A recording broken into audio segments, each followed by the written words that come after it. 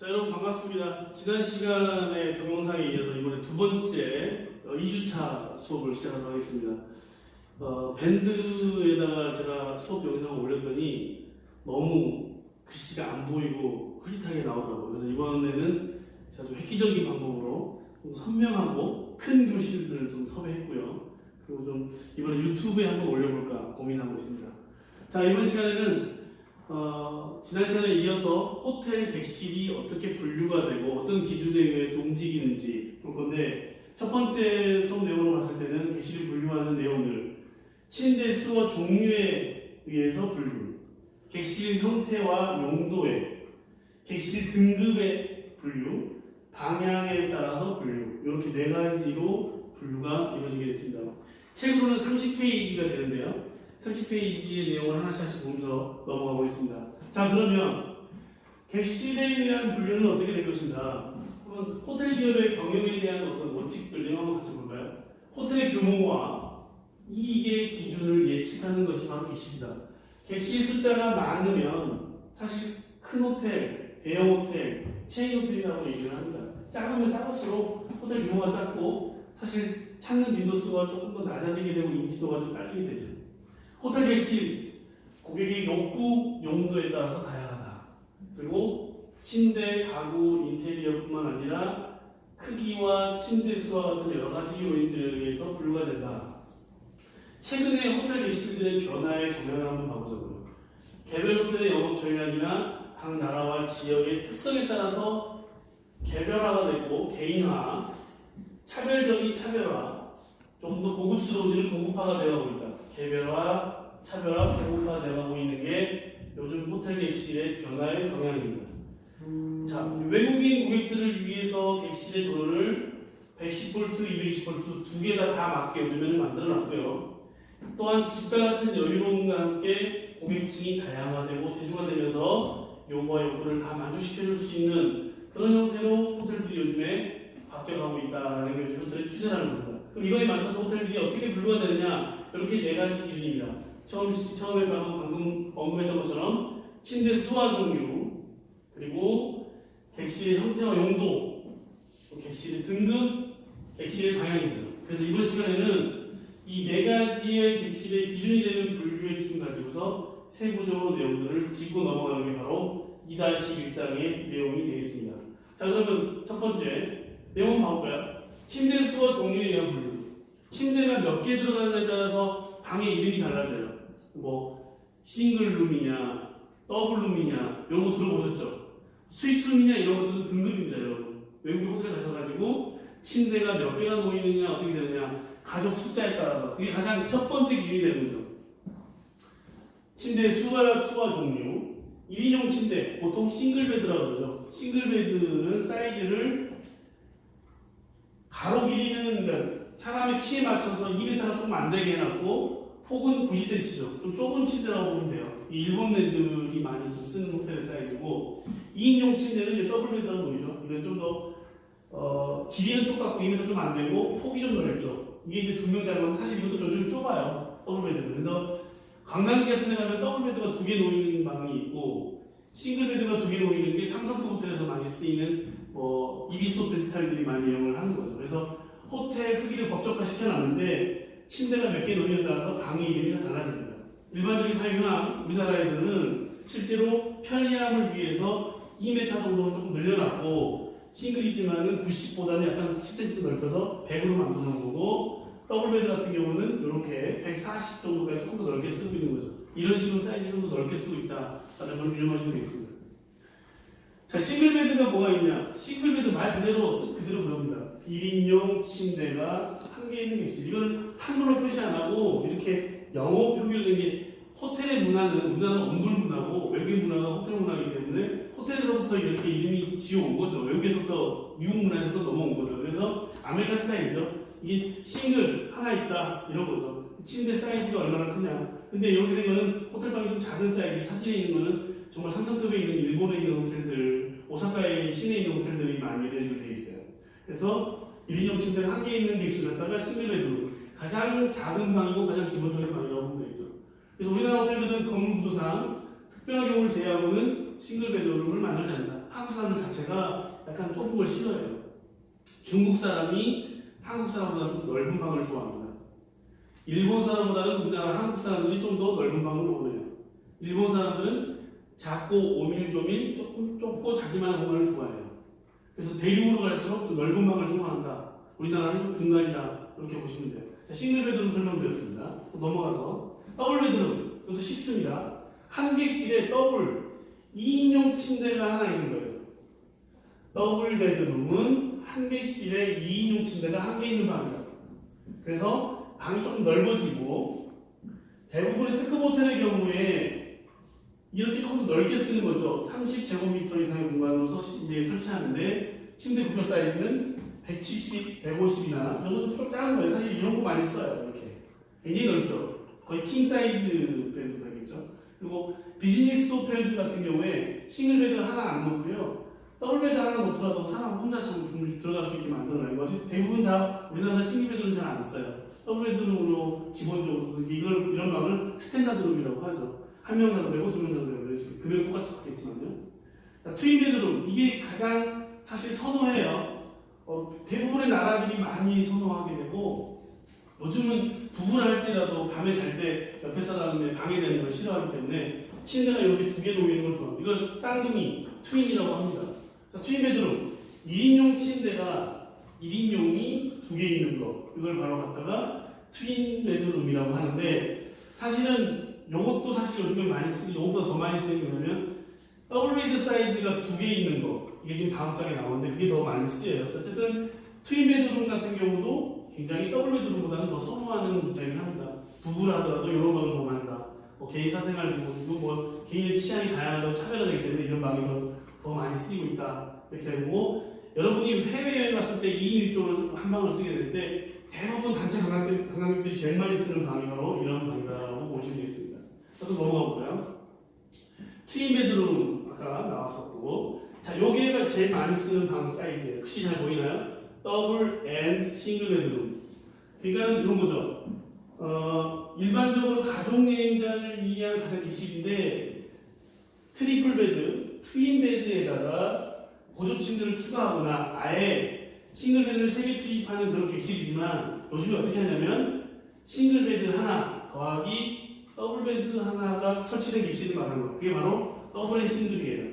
그러니까 두 명 자더라도 이런 방을 줘요. 침대 하나는 더블 사이즈 크고 하나는 혼자 자는 싱글 베드룸으로 들어가기 때문에 그런 게 좀 많이 들어가고 또 이제 4인 가족이 가장 많이 자는 게 뭐냐면 더블 베드가 더블 사이즈 큰 사이즈가 두 개 놓이는 객실 이게 바로 그 패밀리 트윈이라고 하지만은 가장 동남아 우리가 원하는 방콕이든 필리핀 세부 보라카이든 코타키나발루든 이런 데를 갔을 때 가장 많이 들어가 있는 그 객실의 방 사이즈들이 대부분 다 이렇게 더블 베드룸 이런 식으로 더블 침대가 두 개 놓이는 방이 제일 선호되고 제일 많이 쓰이는 보편적인 것들입니다.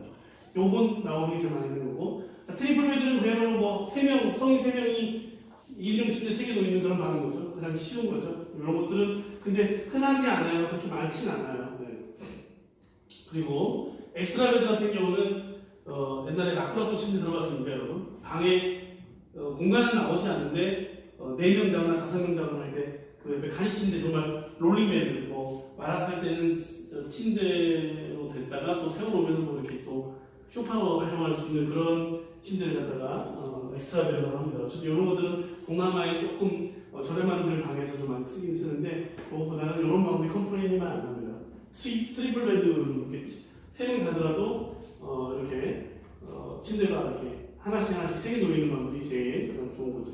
자, 넘어가서 자 침대 수와 종류는 물론 계속 보고 있는데 트윈 베드룸 내용 나왔고 좀 잘하네요. 반대편으로 다시 넘길게요. 네. 앞으로 넘겼네요. 네. 이제 뒤로 뜨기에 넘겨보겠습니다. 자 이렇게 보시면 객실 형태와 용도에 의한 분류인데요. 자 1번부터 볼까요? 커넥팅 룸, 온돌룸, 금연룸 이게 지금 용도에 기호에 맞게 객실 꾸미고 있는 분류입니다. 장애인룸, 장기 전용, 여성 전용, 워크아웃, 스튜디오 베드룸 이게 이제 각각의 지금 넘어가서 다음 장부터 설명을 하나씩 하겠지만 대표적으로 커넥팅 룸이다 그러면은 옆에 방하고 옆에 방 1호실하고 2호실 침대 사이에 객실 사이에 문이 있어요. 여러분 여행 한번 볼 수 있어요. 굉장히 편해요. 가운데 문을 열면은 옆방과 옆방과 통해요. 그래서 대형 가족들이 굉장히 좋아하기도 하고 또 조금 약간의 좀 잘 때만큼은 좀 사생활 보호를 하고 싶다 이럴 때가 커넥팅 룸을 좀 많이 선호하기도 합니다. 워크아웃은 뭔가 좀 워크, 일한다, 사무적인 공간을 쓰면서 낮에는 피면 책상이니까 의자인데 밤에는 그 소파 자체가 침대로 느껴지는 워크아웃으로 얘기하는 거고 이런 것들은 요즘 잘 쓰지 않는 건데 이런 것들 한번 봐볼까요? 자 넘겨볼게요. 하나하나 이제 내용을 한번 같이 봅시다. 커넥팅 룸 제가 아까 말씀드렸죠. 나란히 붙어있는 두 개의 객실 사이에 문이 있어요. 문이. 그래서 복도로 통하지 않고 옆방으로 바로 이동 가능합니다. 굉장히 편리하겠죠. 이걸 전문용어로 커넥팅 룸이라고 합니다. 나란히 붙은 객실인 어드조이닝 룸과는 달리 객실과 객실 벽 사이에 문이 있다. 굉장히 좋아합니다. 그래서 가족인 부모와 자녀들이 따로 사용하는 경우에 이렇게 같이 좀 이렇게 통할 수 있고 얘기할 수 있는 그런 경우로 쓰인다라고 되어 있고, 자 온돌룸 한국 사람들만 좋아합니다. 온돌. 예. 그 밤바다에 사는 거 외국 서양 사람들은 안 좋아하죠. 근데 어쨌든 한국 사람들은 특히 고소치는 거 좋아하잖아요. 여행을 가지고 또 방에서 모여서 옹기종기 뭘 먹는 것도 좋아하잖아요. 한국의 정치, 한국의 마음 잡으면 10명, 20명도 돌아올 수 있잖아요. 이런 방들도 굉장히 좋아하는데 한국 요즘에는 호텔 문화가 그 서울의 필동 같은 데 가보시면은 한옥 호텔들도 있고요. 경주에 가도 그 한옥으로 되어 있는 호텔도 있는데 어쨌든 그런 데는 거의 다 온돌룸으로 많이 만들어졌어요. 자, 넘겨볼까요? 자, 금연룸 세 번째로 이제 담배 당연히 안 피는 거죠. 요즘에는 너무 이게 보편화되고 있어요. 거기다가 층 전체에 건물 전체에 뭐 담배 안 피게 하고 있는데 아직까지 이런 걸 허가하는 호텔 나라들은 이제 뭐 베트남이나 중국, 뭐 동남아의 좀 캄보디아나 이런 데들은 아직까지도 방에서 담배 피는 걸 좀 허용하는 데들이 아직도 많이 있는데 점차적으로 지금 많이 사라지고 있고 따라서 뭐 젠더라든지 성년이나 이런 것들은 호텔에서 이제 없어지고 있는 거라고. 예전에 저도 호텔들 가게 되면 호텔 이름 찍기 성냥들 모으는 게 취미였는데 요즘은 그런 게 잘 없어지는 거죠. 네. 그래서 호텔 엘리베이터에서 바로 내리면 층마다 인접표 바로 위에 여기는 노 스모킹 에어리어다 이런 식으로 써있다고 그렇게 합니다. 대부분의 요즘 우리나라 호텔들은 5성급들은 전부 다 체인점 같은 경우는 다 금연 호텔로 지정돼서 쓰고 있다고 보시면 되겠죠. 세 번째는 이렇게 금연이었다 보시면 되고, 자 계속 객실형태 용도에 따른 분류하고 있는데 장애인은 뭐 그야말로 뭐 이렇게 여러 가지 편리하게 비상호출 버튼이 있다든지 화장실 같은 욕조에 손잡이가 있다든지 장애인들이 좀 낮은 상태에서 세면대를 쓴다든지 좀 자기가 편리하게 쓸 수 있는 그런 꾸며진 객실이라는 거죠. 약간 추가로 있긴 하지만 이런 객실을 요즘에 많이 설치하고 있는 추세에 들어가고 있습니다. 장기 전용 오랫동안 롱텀이에요. 뭐 사무적인 사업이라든지 뭐 그 현지 가가지고 그 업무적인 일을 했을 때 한 달, 두 달, 세 달 동안 호텔에서 먹을 때 금액도 싸게 해주겠지만은 거기에 응접실도 있고 가장 중요한 게 치사와 요리를 할 수 있는 세탁기 같은 게 설치되어 있는 그런 방들이 있는 게 장기 전용룸이다 이렇게 보시면 되겠습니다. 넘겨볼까요? 자 여성 전용 요즘에는 이제 뭐 어떻게 보면 그 층 전체에 그 여성분들만 이제 이렇게 주무실 수 있는 그런 객실들만 배치해 놓는데 요즘에 하도 범죄도 많이 일어나고 세상이 또 흉흉하고 그래서 사실상 어떤 그 여성들의 비즈니스를 배려한 그런 객실을 좀 아기자고 이쁘게 해가지고 좀 편안하게 만들어놓은 그런 전체 층이라고 보면 되고 대부분 다 꼭대기층이라든지 라운지 바로 밑에 층 레이디스 플로어가 따로 있어요. 그래서 요즘 5성급 호텔들이 많이 이용하고 있는 그런 느낌이라고 보면 되죠. 어메니티는 지하철에서도 얘기했는데 소모품을 얘기하죠. 호텔 방 안에 구비하고 있는 그런 것들인데 여성분 같은 경우는 이런 어메니티들을 좀 무료로 좀 깔아놓다든지 서비스 한다든지 뭐 이런 식으로 많이 하고 있습니다. 넘겨볼까요? 워크아웃은 런닝머신이 방에 들어가 있거나 사이클이 들어가 있거나 운동기구 들어가 있고 비즈니스맨을 위한 웬만한 워크아웃, 뭔가 활동적인 그런 걸 다 할 수 있는 그런 방들을 얘기하는 거고 요즘에 이런 방도 좀 특이하게 생겨나고 있습니다. 8번 같은 경우는 요즘 없어지는 추세예요. 인기를 얻지 못하고 있는데 제가 다 얘기했지만은 낮에는 일하기 좋기 위해서 소파에다가 밤에는 침대를 공간을 활용하면서 일도 하고 뭐 좀 작은 그 객실 사이즈에서 이렇게 양면도 좀 이용할 수 있는 건데 그 유럽 쪽에서 많이 좀 활용됐었다가 요즘에는 별로 이렇게 뭐 호응이 좀 안 좋아서 이렇게 활용도가 별로 안 좋다고 해서 좀 사라지고 있는 그런 추세다. 근데 이런 게 있다라고 알고 계시면 되겠습니다. 넘겨볼까요? 객실 등급에 의한 분류, 등급 이제 높낮이 상하를 부릅니다. 용도, 쓰임새, 뭐 숫자 이런 거 말고 침대 숫자 이런 거 말고 이제는 그 객실이 어느 정도 등급에 있느냐 이런 걸 보는 거죠. 가장 높은 거는 제일 듣기 좋은 거. 여러분 뭐 물론 그 비즈니스 전문 이런 건 있는데 가장 우리가 흔히 듣던 거는 스위트룸 많이 들어봤죠. 스위트룸. 가장 넓은 방. 그러니까 스위트룸 같은 경우는 방 두 개를 합쳐놓은 사이즈고 응접실이 있고 거기 침실이 따로 있어요. 그래서 가장 높은 단계에 있는 방이 스위트룸, 뭐 비즈니스룸 뭐 이런 식으로 보시면 되겠고 그 바로 밑에가 이제 디럭스룸 조금 더 큰 방, 그다음에 슈페리어 방, 가장 기본적이고 노멀한 방, 스탠다드룸 이런 식으로 4단계, 5단계로 나눠져 있습니다. 이런 방법 한번 내용 한번 봐볼까요? 등급의 분류. 자 보시면 스탠다드룸 가장 기본 객실이죠. 호텔에서 가장 많이 모여하고 있고 한 60% 정도 객실이 100으로 본다면 숫자에서 한 60%, 70% 정도를 차지하고 있는 게 바로 이제 스탠다드룸이라고 보이죠. 가장 작고 뭐 조명이나 위치나 이런 거 따지지 않고 여행사 단체라든지 대형 손님들 모실 때 이럴 때 이제 기본 돈을 많이 들어가고요. 슈페리어룸은 조금 더 층이 좋거나 나름 좀 평수가 조금 더 넓어요. 스탠다드보다 한 단계 좀 넓고 위치나 조망권들 갖다가 조금 더 그래도 좀 괜찮은데 얘보다는 한 2, 3만 원 더 비싼 거예요. 외곽룸이. 그래서 이런 식의 조망이 나오는 게 바로 슈페리어룸이다. 조금 더 차별화를 뒀다 이렇게 생각하시면 돼요. 이 등급이 한 단계 올라왔죠. 다음 또 보시면 디럭스룸 평수가 더 넓어요. 2단계보다 더 넓어요. 3단계인데 인테리어 같은 게 좀 잘 돼 있고 전방이 좀 더 높은 층이 있거나 추가 요금을 좀 더 주는 그런 방이라고 보면 되고요. 제가 아까 이거 말했던 것처럼 비즈니스 정말 최상층을 위한 그런 방이라고 보면 되죠. 이분들은 먹는 식당까지도 일반 침실에서 주무시는 분들하고 다른 식당에서 식사하기도 해놓긴 해요. 특히 뭐 클럽 라운지라고 하는 식당들 따로 있고 뭐 이런 분들은 1층의 카운터에서 거치지 않고 바로 방으로 와서 이제 내 방에서 숙박 일지 같은 걸 작성해가지고 이렇게 아주 VIP로 모시는 그런 전용 객실을 얘기하는 게 바로 최상층의 비즈니스 전용룸이다라고 보시면 되겠습니다.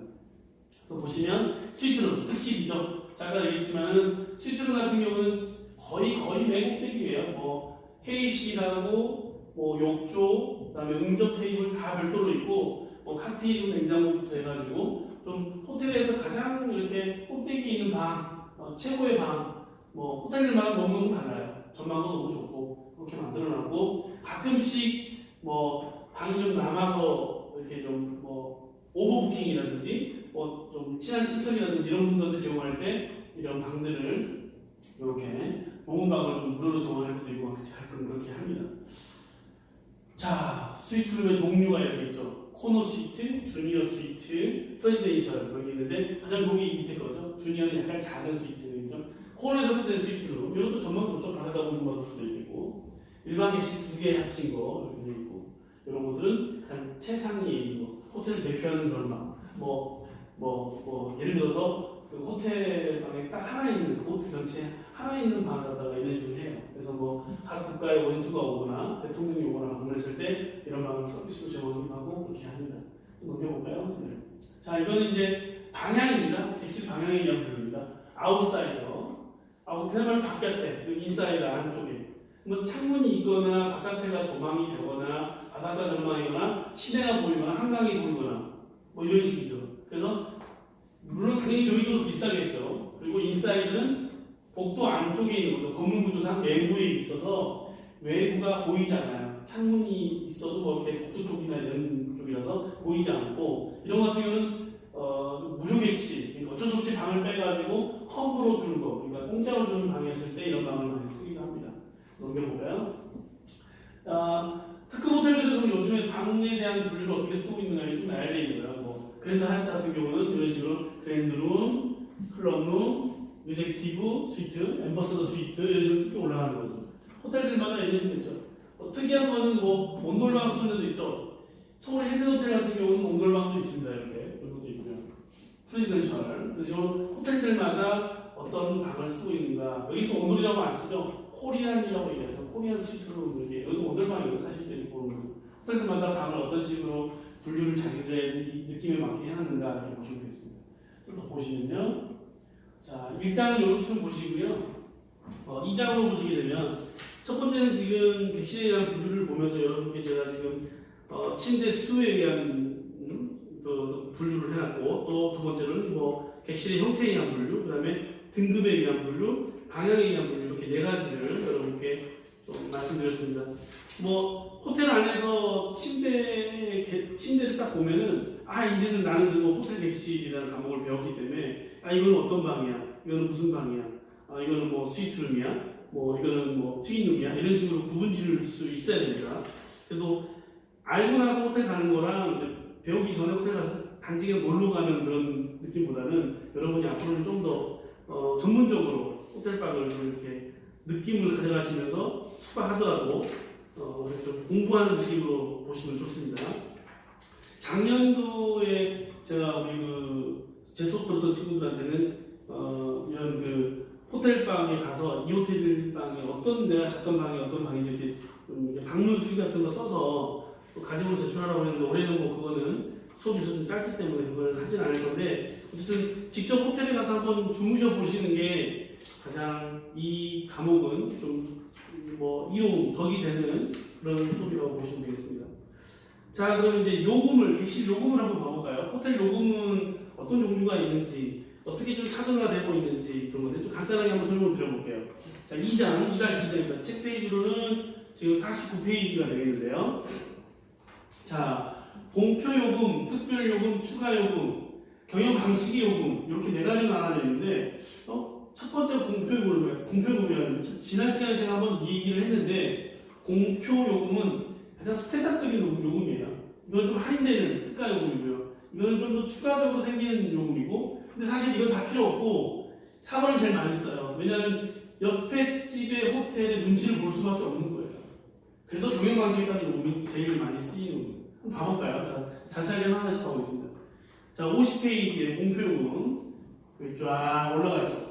이게 왜 수익성 이렇게 그려서 이렇게 네 가지를 하냐면 공표 요금이 제일 위에 있어요. 사실은 제일 스탠다드 요금이에요. 그리고 특별 요금이 스페셜 요금이긴 하지만 그래도 약간 좀 천천히 공표보다 좀 싸긴 한데 중간 정도 있죠.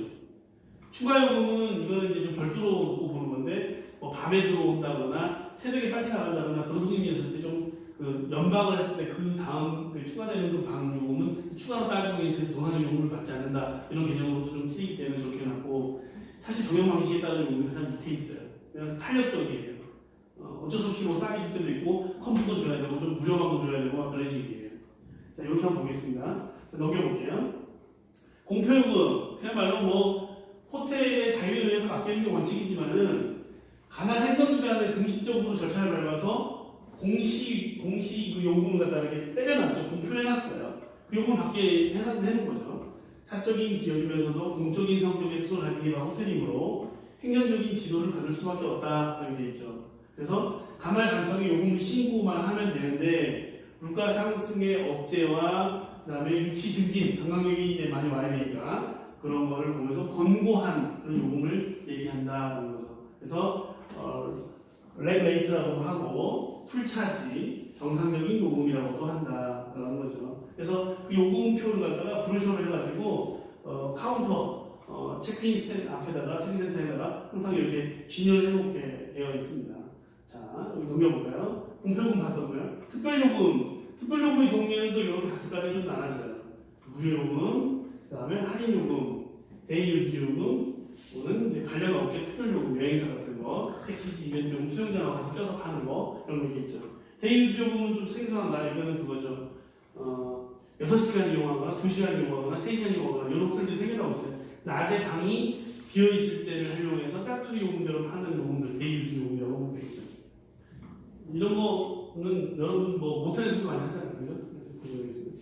아니요. 다시 보시면 원칙적으로 이제 이렇게 위에 보시면은 호텔의 경영 정책에 따라서 특별 요금 제도를 실시하고 있다. 그래서 마케팅 정책에 따라서 탄력적으로 비수기, 성수기를 이제 운영하면서 정상적으로 받을 것이냐, 아니면 좀 할인해서 받을 것이냐. 단체 손님이 왔는데 15개 방 중에 방 쓸 때마다 한 방씩 물어줄 것이냐. 뭐 이런 식으로 해서 판매 100%를 달성하기 위해서 계속 이렇게 노력하는 그런 모습도 있는데 실제로 호텔방이 100%다 팔리는 건 거의 없어요. 자, 넘겨보시면 자, 무료요금 커프라고 합니다. 보통 여행사의 그 가이드들한테 많이 주는 요금이에요. 저 같은 경우는 실제로 여행사를 운영하고 있어요, 여러분. 그래서 제가 하나투어 지점장으로 있는데 그러면서 제가 이제 이런 방들을 무료로 많이 받습니다. 제가 명함만 내는 방 막 주고 그래요. 그래서 컴프는 크게 객실하고 식사요금 두 가지로 나눠져 있는데 거의 다 두 가지를 다 무료로 줍니다. 근데 객실 요금만도 무료로 주는 데도 있긴 한데 이런 경우는 거의 없고 이건 유럽이나 미국에서 그렇게 하는데 동남아 쪽 거의 대부분 다 무료로 주는 거죠. 그래서 올 컴프라고 보시면 되겠고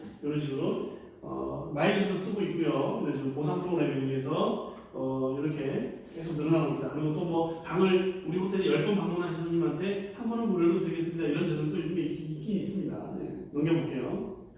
자, 특별요금 스페셜 레이트라고 하는데 FIT 요금 이거 이제 기업이나 단체, 장기 투숙객 맨날 오는 단골들한테 자주 이제 투숙하는 손님들한테 할인해주는 그런 요금이 바로 FIT 요금이라고 하면 되겠고요. 단체 할인 요금은 여행사들이라든지 특정 뭐 삼성전자라든지 또 매일 이렇게 오는 대형 단체들한테 그룹한테 줄 때 단체 할인 요금으로 많이 줍니다. 이렇게 할인되는 요금들, 디스카운트 요금들 한번 눌러보시면 되고 넘겨보겠습니다. 비수기 할인 요금, 뭐 그야말로 안 팔릴 때 좀 싸게 판다는 거죠. 서울 시내 특급 호텔의 경우 성수기에는 봄, 가을, 3월, 5월과 9월, 11월이 이때가 이제 성수기다. 그리고 비수기는 여름하고 겨울철 6월, 8월, 12월, 2월 이때는 좀 덜 팔린다, 안 팔린다라는 거죠. 그래서 반대로 리조트, 또 바닷가 쪽 휴양지 같은 경우는 바뀌어요. 저랑 반대가 돼요. 성수기하고 비수기가 여름처럼 겨울철 방학 때 너무너무 잘 팔리죠. 그래서 아예 바뀌어 있습니다. 그러니까는 하얏트나 쉐라톤이나 체인점 같은 경우는 휴양지 쪽에 있는 호텔들이 여름에는 막 잘 됐다가 시내 쪽에 있는 호텔들은 안 되니까 두 개를 같이 운영함으로써 직원들도 교환하고 그러면서 대형 호텔들 같은 경우에는 조금 더 이렇게 좀 이렇게 망하거나 뭐 재정상으로 힘들어하거나 그런 확률이 떨어지는 거죠. 그러니까 여러분이 나중에 호텔에 취업하려고 한다면 기왕이면 체인 호텔 세계 여러 가지 지역이나 위치상으로 여러 가지 호텔들 운영하고 있는 그런 호텔들에 입사하시는 게 조금 더 좋습니다. 그러니까 단지 이렇게 이름 하나만 떠들어니 있는 그런 외홀로 나홀로 그 상표를 가진 호텔들에 취업하는 것보다는 기왕이면 장기적으로 이렇게 호텔을 본다 그러면 체인 메이커를 가지고 있는 호텔들에 하시는 게 이런 것들은 좀 좋습니다. 상반되게 둘 다 운영하면서 조금 이렇게 계속 유지할 수 있는 그런 프랜차이즈 같은 호텔들을 입사하시는 게 좋아요, 여러분. 지금 사실 이 과목 배움 자체가 여러분이 호텔리어로서 어떻게 내가 앞으로 호텔을 이해하고 근무할 것이냐 이런 거를 많이 가르치는 수업이기 때문에 실제로 내가 이런 것들을 생각하시면서 수업을 좀 들으시면 좋습니다. 낮은 기간에 이용률이 낮은 기간에는 이제 할인을 좀 많이 해주는 거죠. 그때는 이제 바다 경영이 될 수도 있고 막 그러는데 옆에 호텔이 싸게 파는데 우리가 비싸게 파면 호텔 하나도 안 팔려요. 그래서 어쩔 수 없이 이렇게 한다는 거 이해하시면 되겠습니다. 다음 장 볼까요? 네. 자, 계약서 할인 요금 이미 이제 그 회사는 특정 회사하고 이미 약속이 다 된 거예요. 그래서 우리는 언제 가더라도 1년 내내 그 일정한 요금을 해주라 이런 식이에요. 이런 요금도 지금 할인 요금제로 이제 들어가는 거죠. 특별 요금이면서도 할인 요금에 들어가는 거죠. 자, 또 한번 볼까요? 자, 데이유즈 요금, 이런 거 주간 이용 요금이라고 한다. 객실 사용이 굉장히 낮은 낮 시간대에 1시간에서 6시간 정도 대실이라고 그러죠. 그런 거 쓸 때 이제 이렇게 체크아웃도 낮에 하고 그랬을 때 이제 잠시 쉬어가는 손님들을 위해서 이렇게 다 받지는 않고 이제 이렇게 데이유즈 요금으로 판매해서 호텔 판매 전략을 좀 높이는 수익을 높이는 그런 요금이라고 보면 되겠고요. 항공사나 스튜어디스나 여러분 뭐 항공 서비스 학과도 있겠지만 그 친구들이 만약에 항공사에서 근무하면서 그 지역에 방문하게 되면 그 호텔에서 관련 업계 특별 요금을 해줍니다. 포스트 스페셜 레이터라고 그러는데 가이드라든지 항공사, 토 컨덕터라든지 그런 사람들한테 한 반값 정도 해주는 요금이다. 실제로 봉 교수 같은 경우는 그 하나투어 명함을 가지고 있어요. 그래서 이 명함 가지고서 제주도 현지 같은 데에 이렇게 이제 방문하게 되면은 특별한 경우를 제외하고는 제가 이제 제 명함만 보여주면 거의 50% 가격에 저한테 이제 실제로 신분증처럼 이런 식으로 이렇게 할인해주는 그런 걸 많이 볼 수 있어요. 제가 여행팀 가게 되면 굉장히 할인을 많이 해줍니다. 네, 좋습니다. 나중에 저랑 같이 여행 가면 굉장히 인기가 많습니다. 패키지 및 이벤트 요금인데 특급 호텔의 영업이 다변화되면서 여름이나 겨울에 낮은 객실 점유율을 높이기 위해서 노력하는 그런 모습들인데, 낑겨 파는 거, 디너쇼라든지, 그다음에 이벤트, 그다음에 뭐 부가적인 서비스, 수영장 풀, 뭐 축제 같은 걸 갖다 같이 껴서 객실이랑 파는 거, 입장료 같은 거 파는 거, 이걸 갖다가 패키지 이벤트 요금이라고 보시는 거죠. 자, 넘어가세요. 여기 보시면 여행사 단체 요금표예요. 실제로 영수증이라든지 여행사에 이제 거래할 때 주는 건데, 주중 요금, 주말 요금, 뭐 휴일 요금 이런 식으로 아침 뭐 식사 비용인데, 메인은 정상적인 금액은 일본 사람들한테 이렇게 주는 거고, 패키지, 그다음에 아메리칸 유럽 사람들한테 이 요금을 주는 거고, 사우스 이스트 이런 식으로 요금이 대륙마다 좀 다르게 해놨죠. 근데 그 나라 사람이 아닌 외국 사람들한테 왜 싸게 주냐면, 관광객으로 오게 되면은 통계상으로 방을 깨끗하게 쓰고 나간다라는 통계가 있어서 좀 더 저렴하게 할인해주기도 합니다. 자, 그렇게 보시면 되고요. 넘겨보세요. 지금 우리나라 특급 호텔들이 패키지 상품으로 쓰고 있는 것들이에요. 뭐 포시즌 패키지, 4계절 요금, 서머 패키지 이렇게 해가지고 금액이 좀 더 할인돼가지고 이렇게 있는 거죠. 여름에는 잘 시내, 지금 다 시내에 있는 호텔들이거든요. 제주도 호텔 이런 거 빼고 보는데, 서머 패키지 같은 경우는 여름철에 안 팔리니까 어떻게든 좀 살아남으려고 그렇게 패키지를 해가지고 낑겨서 수영장 풀바하고 같이 해가지고 이렇게 좀 저렴하게 내놓는 그런 금액이라고 보시면 되겠죠. 여러분들이 이런 호텔에 좀 나중에 입사했으면 좋겠습니다. 굉장히 좋은 호텔들이고. 넘겨볼게요. 자, 그리고 이제 추가 요금 보고 있는데요. 공표 요금과 할인 요금은 정상적인 요금이지만, 추가 요금은 체크아웃 시간 넘기거나 일정 변경으로 인해 가지고 조금 더 머물게 됐을 때 추가로 내야 되는 요금을 말한다는 거죠. 보장 예약, 고객이 객실 예약을 하고 통보 없이 호텔에 안 왔을 때 노쇼라고 하죠. 그랬을 경우에 호텔 객실 판매하지 못하는 경우가 나타나기 때문에 보장 예약은 고객이 신용카드나 선불금 등으로 미리 객실을 예약을 하는 거죠. 그래서 고객이 안 왔어도 그 카드에서 돈이 빠져나가게 하거나 돈을 미리 땡겨 받았기 때문에 사고율을 낮게 해주는 거죠. 우리 호텔들은 예약을 해버리게 되면 그 호텔 누구한테 줄 수도 없고 이미 스탠바이 하고 있기 때문에, 또 그 아시아에 배우겠지만 호텔방을 오늘 팔지 않으면 내일 뭐 판매하는 그런 게 없으니까 이런 거를 꼭 선불금 쪽으로 받아놓게 되면 굉장히 안심이 되는 거죠. 그리고 예약의 종류, 보장형 예약, 비보장형 예약 이렇게 있습니다. 이런 게 있다라는 것만 한번 보시면 되겠습니다. 노쇼 이거 참 골치 아픈 거예요. 이렇게 되면 여행사나 호텔이나 굉장히 좀 힘듭니다. 유지하기가 많으면 안 되겠죠. 넘어가세요. 자, 초과요금. 첫 번째, 호텔 체크아웃 시간은 보통 낮에 이루어집니다. 12시 전에 해야 되는데, 체크아웃 시간이 지나서 손님이 늦게 내려왔거나 그랬을 때 이제 또 체크아웃 시간을 연장하게 되면 그때 받는 요금이 바로 초과요금입니다. 이렇게 보시면 되겠고요. 또 체크인 시간보다 일찍 체크인하는 경우에 또 보통은 낮 2시에 체크인인데 12시에 낮에 체크하거나 아침에 체크인하게 됐을 때 그때 추가요금 좀 받습니다. 안 받는 분들이 좀 서비스로 어쨌든 거의 대부분 다 받아요. 이건 그런 시간들이 나와있죠. 뭐 VIP 고객이라든지 뭐 맨날 오는 고객이라든지 이런 손님들은 또 그런 것들을 좀 이렇게 안 받기도 하고 막 그렇습니다. 실제로 등록 인원 또는 예약 인원보다 추가될 경우에 발생되는 요금이다. 그런 것도 한번 읽어보시면 되겠습니다. 자, 넘겨볼까요? 취소요금입니다. 이거 보시면 돼요. 3일 전 취소 20% 부과, 뭐 2일 전 취소 40% 부과, 1일 전 취소 60% 부과, 당일 오후 6시 이전에 취소하는 거 80% 부과, 당일 노쇼 100% 부과, 이런 식으로 취소 규정과 약간이 있어요. 나라에서 정한 문체부에서 정한 약간이 있는데, 이런 것들로 인해 가지고 취소를 손님들 미리 통보해주고 뭐 환불을 안 해준다거나 주변에서 그렇게 식으로 하게 됩니다. 좀 넘겨볼까요? 자, 홀드룸 차지. 이거는 그냥 방을 딱 세팅 잡아놓는 거예요. 홀드. 개인 사정을 위해서 호텔 늦게 도착하는 경우에 체크인 도착 시간이 새벽에 될 경우에 방을 다른 사람한테 판매하지 않고 붙잡고 있는 거다. 다음 한번 넘겨볼게요. 예, 그리고 이제 요거는 경영 방식에 따른 요금인데, 요금 갖다가 이제 객실 요금과 식음료 요금을 갖다가 이제 나누어서 같이 볼 수 있는 건데, 이거는 이제 눈으로 보겠습니다. 미국식 요금 같은 경우 넘겨볼까요? 자, 미국식 요금 같은 경우는 식사를 하지 않았다고 같이 포함되어 있기 때문에, 식사하고 방요금이 포함되어 있기 때문에 밥 안 먹었다고 해서 환불해주지 않는 거 이게 대부분입니다. 다음 거 넘겨볼게요. 유럽식은 별도로 분리하면 환불이 됩니다. 그런 식으로 보면 되고요. 넘겨볼까요?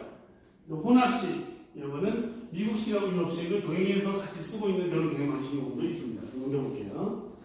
대륙식 요금, 이거는 컨티넨탈 플랜이라고 하게 되는데 밥을 좀 근사하게 먹는 대륙식 아침 식사를 갖다가 포함한 아침 식사가 좀 비싼 거죠. 넘겨볼게요. 이건 이제 버뮤다. 이거는 이제 좀 이렇게 간단한 식사를 포함한 그런 요금이다라고 하는데 이런 게 있다. 빵하고 뭐 차 한 잔만 먹는다 이런 식으로 이런 요금이 있다라고 보시면 되겠습니다. 여러분 얼굴을 좀 하루빨리 봐야 되는데 벌써 이렇게 되면은 이제 수업을 비대면으로 하고 중간고사를 바로 봐야 되는 수가 생겨서 지금 계획으로는 여러분한테 이제 오프라인으로 강의실에서 한번 뵐 때 이렇게 영상 강의로 한 것들을 한번 정리해드리는 시간을 한번 제가 잡으려고 합니다. 그러고 나서 시험 문제에 대한 조금 힌트라든지 소스를 좀 드리고 그래서 공부를 좀 실제로 열심히 한 친구들에게 점수가 좀 나올 수 있는 그런 방안을 고민하고 있어요. 학점은 아니지만은 그래서 공부에 부담을 갖지 마시고 그래도 성실하게 좀 수업을 들으시면서 따라오시면 그래도 호텔이라는 과목이 참 재밌구나 이렇게 한번 기억에 남을 수 있도록 같이 수업을 해보려고 합니다.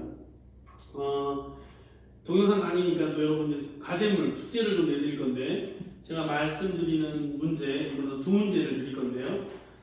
첫 번째 문제는 뭐냐면 제가 아까 요금에 대해서 객실 요금에 대한 분류를 했었는데 뭔가 이렇게 관할 행정기관에 공식적인 절차를 걸쳐서 이렇게 일반 사람들한테 이렇게 안내한 그런 요금이기도 하고 또 보통 호텔들한테 자율에 맡기기도 하는 게 원칙이긴 하지만은 좀 공적인 성격의 특성을 가진 그런 호텔 기업인 것 때문에 행정적으로 이렇게 좀 동급 호텔 간에 좀 이렇게 가격 협정에 의해서 올려놓는 그 공식적인 요금이라고 합니다. 그 요금을 땡땡 요금이라고 합니다. 그 요금의 답 무슨 요금이라고 하는가 이게 바로 1번 문제의 답이 되겠습니다. 그리고 두 번째 문제는요. 할인 요금 중에서도 봤었겠지만은 호텔에서 주간에 쓰는 경우가 있잖아요. 낮에 잠깐 뭐 1시간에서 6시간 정도 사이에 낮 시간대에 이용하는 객실 요금인데 이거를 무슨 요금이다 라고 합니다. 이 요금을 답을 맞추는 게 바로 2번 문제입니다. 약간 2번 문제의 답은 영어로 되어 있습니다. 이 힌트입니다. 그래서 1번 문제와 2번 문제를 써서 기재하시는 게 2주차 과제물이 되겠습니다. 그렇게 기재하시면 되겠고요. 자, 이제 2-3장으로 넘어가게 되면은 이제 객실 요금을 어떻게 이제 계산하고 결정하는가 좀 짧은 내용입니다만은 이런 게 있다고 한번 보겠습니다. 내용이 좀 어려울 수 있는데 객실 요금의 결정 방법과 계산 방법 이렇게 두 가지 한번 보도록 하겠습니다. 자, 넘겨볼까요?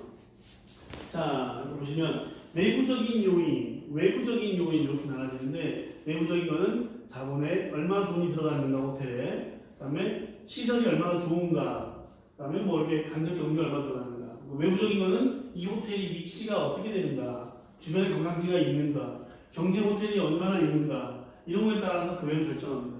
우리는 공표 요금으로 12만 원, 하루 저녁에 12만 원, 14만 원 올려놨더라도 그 돈을 다 못 받는 게 현실입니다. 안 팔렸을 경우에 비수기 때 또 이 호텔 주변에 좀 장사가 좀 안 된다 요즘에 객실 좀 안 팔린다 요즘같이 코로나 사태 때는 사실 지금 20%도 안 돼요 객실 점유율이. 그래서 그런 경우에는 탄력적으로 해서 수요의 탄력성을 보고서 요금을 오르락내리락 결정해 주는 게 바로 이렇게 방법이 되겠습니다. 그래서 수익률을 관리하기 위해서 가격 정책을 갖다가 어떻게 설정할 것인가 늘 고민하고 연구하는 게 바로 호텔 이렇게 내부적인 관계자들이 고민하는 내용입니다. 그래서 내부적인 환경 요인은 투자 자본, 건립 시에 소요된 투자 비용이라고 했죠. 인건비, 직원들에 대한 인건비, 그다음에 간접 비용, 유지 관리비, 영업에 대한 판촉 활동비 이런 게 들어가겠죠. 외부적인 요인으로는 이제 주변에 동일 지역 내지의 경쟁 호텔의 수준들, 그런 호텔들이 얼마나 객실 요금을 쓰고 있는지, 그다음에 고객들이 수요 동향 몇 월 달 되면 얼마나 들어오더라, 또 언제가 또 비수기더라, 이런 것들 분석해가지고 요금을 고민해서 올려놓는 거가 되겠습니다. 자, 보시게 되면 그래서 예로부터 여러 가지 과학자라든지 여러 연구자들이 고민했던 그런 사람들이 나옵니다. 하워드라는 사람이 결정한 방법이 있고 휴버트라는 사람이 결정이 있고, 이게 바로 회계학적인 논리적인 그러니까 이론적인 방법에 의해서 한 거죠. 수용률에 의해서, 손익분기점에 의해서.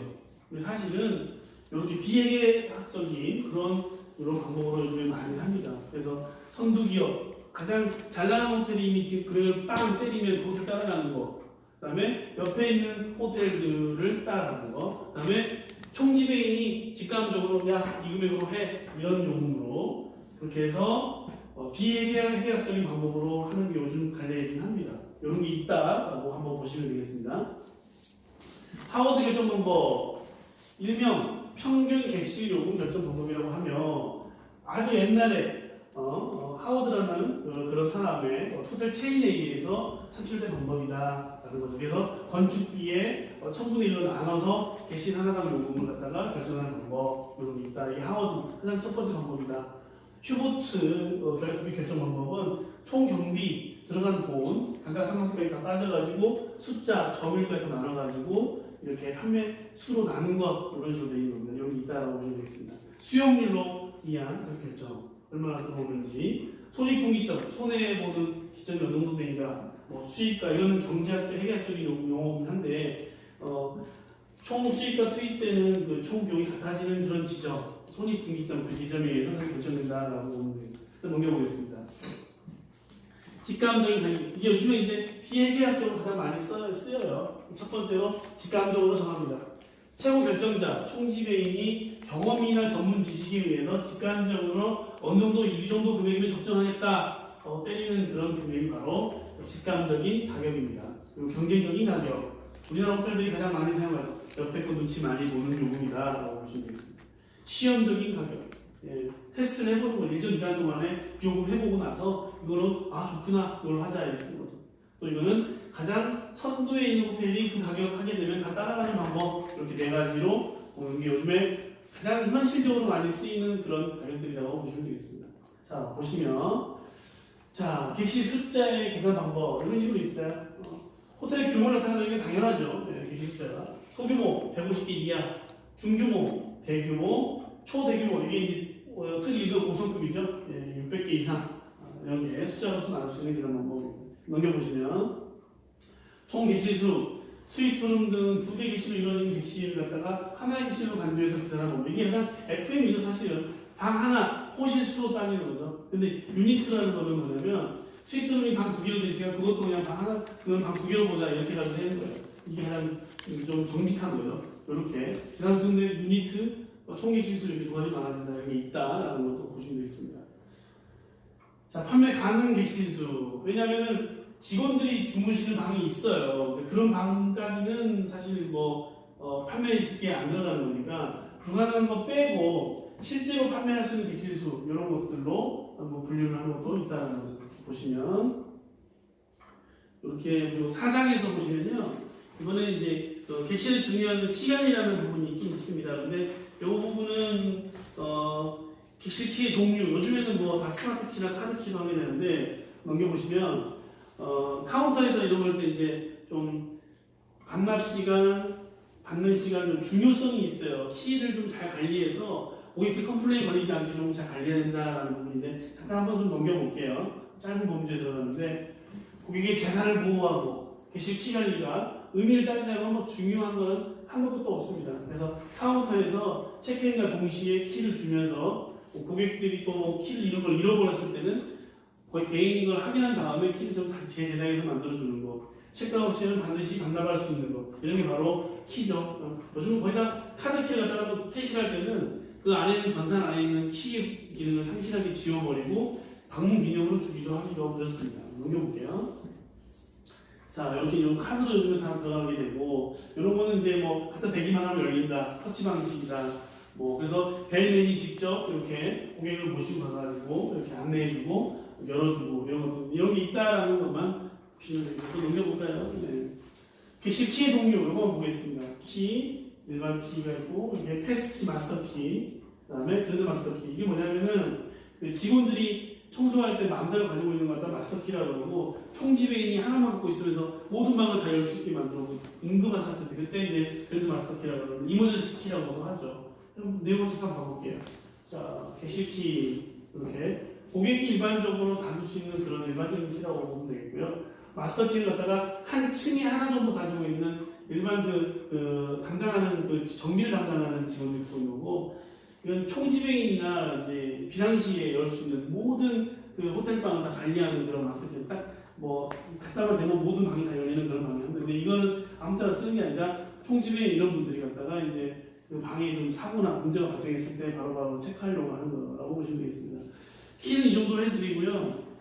자, 수업을 제가 1장부터 4장까지 쭉 한번 해드렸는데 좀 그렇게 어려운 그런 내용들은 아닙니다. 이제 호텔 게시를 보면서 어떻게 분류가 되고 가격이 어떻게 결정되고 이게 이제 조금 더 세분화되면서 다음 넘어가면서 나오게 되는데, 다음 시간부터는 이제 프론데스크에서는 어떤 일을 하느냐, 뭐 벨보이는 어떻게 하느냐, 그룹 체크인 때는 어떻게 하느냐, 뭐 오늘 체크인 안 하고 노쇼된 고객 같은 경우는 전산상에서 어떻게 처리하느냐, 뭐 이런 현금 관리는 어떻게 하느냐, 이런 부분도 좀 다루게 될 텐데 뭐 그렇게 어려운 부분들은 아닙니다. 근데 조금씩 보시면서 여러분들이 호텔에 대한 것들을 이해하고, 내가 이제 앞으로 꿈을 키워가는 거죠. 어떻게 앞으로 호텔에서 일해야 되겠다, 나는 어떤 호텔리어가 되겠다, 이런 희망을 한번 보시면서 수업을 들으시면 재밌습니다.